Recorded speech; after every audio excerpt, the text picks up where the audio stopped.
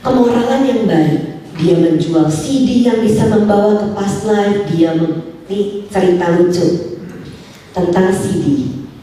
Cici saya waktu itu saya belum sekolah regresi. Saya beli kaset CD-nya Brian Weiss yang membawakan kehidupan lampau. Saya bilang sama cici saya, nanti catet ya gue ngomong apa. Setelah kembali saya tanya, gue tadi ngomong apa aja? Karena saya punya pengertian salah tentang regresi. Dia bilang, boro-boro ngomong lu ngorok katanya.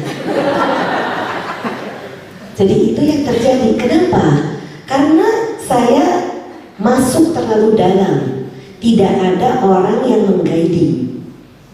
Jadi kalau ada orang yang mengguiding, dia tahu. Kalau orang yang sekolah, bedanya Bu ya, saya sekolah terus terang. Saya melakukan regresi untuk bapak ini.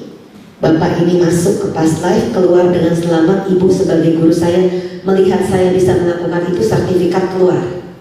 Dan saya melihat bagaimana guru saya menangani apa yang saya tidak ketahui. Tetapi orang yang belajar online atau belajar sendiri, dia tidak tahu apa yang harus dilakukan. Masuk ke situ dia nggak tahu apa yang harus dilakukan, dibawa keluar. Balik, itu jauh lebih berbahaya. Dan itu yang terjadi yang membuat orang itu jadi gila. Ya, jadi kenapa penting mengerti bahwa yang dilakukan regresi massal itu tidak baik, tidak sehat, karena bisa dia masuk ke dalam kehidupan lampau yang menakutkan. Maksudnya menakutkan ini kalau tidak dibawa dengan aman dan nyaman oleh terapis yang berpengalaman, itu berbahaya. Cuma itu yang bisa saya sampaikan. Oke, terima kasih. Oke. Jadi ini pertanyaan terakhir Pak. Iya, saya bertanya tadi saya udah tinggal 10 menit waktunya. Oke. Sekalian saya promosi juga ngomong tentang meditasi. Oke. Kita yang juga ada kelas meditasi. Sadu. Hari Kamis jam 7 malam itu ada untuk metode Chan ya. Metode Chan yang dari warisan dari Mata Senyan Sepuh. Satu lagi di hari Sabtu sore jam 5 itu di metode Vipassana. Itu di Badan Poalinin, ketua acara hari ini. Oke, rasanya cukup ya, karena sudah cukup malam dan takutnya nanti ada yang pulang malam dan. Oke, saya mau menyampaikan sedikit summary sedikit bahwa dengan kita menjaga sila, kita itu terbawa dalam kondisi yang positif, yang baik, dengan pikiran, kata-kata dan perbuatan yang baik tentunya.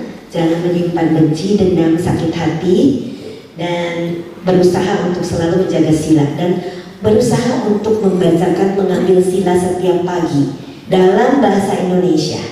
Karena kalau kita membacakan dalam bahasa yang bukan bahasa ibu kita tidak mengerti dengan jelas apa arti sila itu sesungguhnya. Tapi kalau kita bilang, saya bertekad menghindari pembunuhan atau menyakiti makhluk hidup dengan sengaja, sila itu terbawa sepanjang hari, kita tidak melanggar.